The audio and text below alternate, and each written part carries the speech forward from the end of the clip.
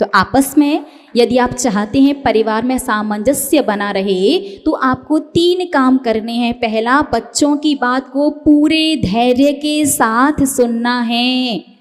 कुछ क्षण रुकना है, रुक करके उस पूरी बात को अच्छे से समझ करके फिर अपनी प्रतिक्रिया देनी है, तुरंत नहीं। ये करने से क्या होगा, आपके बच्चे आपसे दूर नहीं होंगे, आपसे कोई भी बात नहीं छुपाएंगे और वो गलत रास्ते पर नहीं जाएंगे। श्रीमान जी को अपने घर में शांति बनाए रखने के लिए क्या करना है, प्रतिदिन 2 मिनट का समय अपनी अपनी श्रीमती जी को देना है और महीने में 1 दिन उन्हीं के लिए, जो मर्यादा और परिवार के हिसाब से हो आप देख करके। और श्रीमती जी लोगों को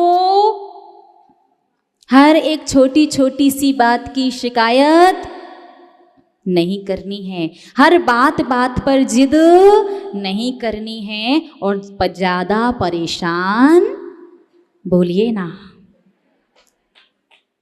अरे बोलो, नहीं करना है। वो सोच रहे यहाँ बोल दिया तो फिर मानना पड़ेगा ना, मानेंगे ना आप?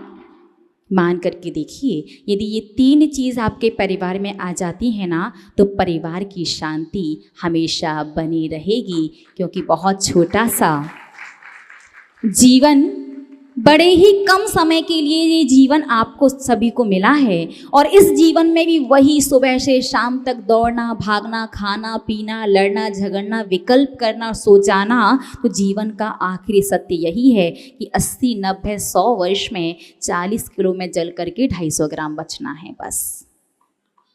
तो 250 ग्राम बनो, उससे पहले परिवार में शांति बना करके रखो और परिवार के साथ साथ सामाजिक, व्यापारिक, राजनीतिक शांति बना करके रखनी है। तो हमेशा एक बात ध्यान रखना, हम पुनः रिपीट कर रहे हैं कि कोई भी घटना, कोई भी कार्य, कोई भी बात यदि आपको सुनाता है कोई व्यक्ति, कोई भी घटना आपके सामने घटित होती है तो तुरंत आपको रिएक्ट नहीं करना है, कुछ सेकंड का पॉज लेना है, फिर अच्छे से सोच करके रिस्पॉन्ड करना है। यदि आप ऐसा करेंगे तो मानसिक शांति तो बनी ही रहेगी, साथ में आपका व्यवहार भी अच्छा रहेगा और जिसका व्यवहार अच्छा रहता है उसका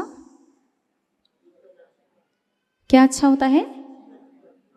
हाँ, क्योंकि आप गृहस्थ हैं ना तो लोक व्यवहार का ध्यान तो रखना ही पड़ता है, उसका जीवन अच्छा बन जाता है। कई बार तो श्रावक इतना ज़्यादा लोक व्यवहार में बह जाता है। हमें घटना याद आ रही है, कोटा की है। राजस्थान में क्या होता है ना, व्यक्ति किसी भी चीज़ को अपना नहीं कहता। 2 व्यक्ति हैं यदि और दूसरा व्यक्ति पहले वाले से पूछे कि ये वस्तु किसकी है और पहले वाले की होगी तो वो ये नहीं कहेगा कि मेरी है, क्योंकि उससे क्या लगता है, मैं अहंकार झलकता है। मैं कहूँगा मेरी है तो क्या लगेगा, बड़ा अहंकारी घमंडी व्यक्ति है। तो क्या कहते हैं, आपकी ही है। तो लोक व्यवहार निभाओ, लेकिन कितना निभाना, छोटी सी बात, सत्य घटना है 2019 की।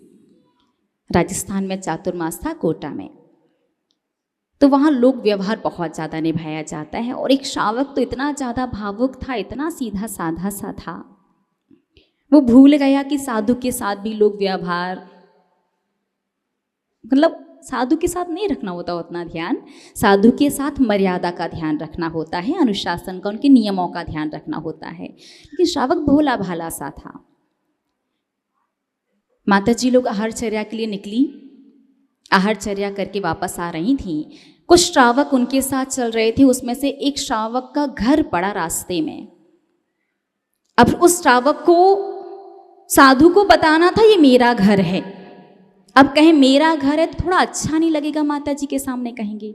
तो उसने कहा माता जी आपका घर।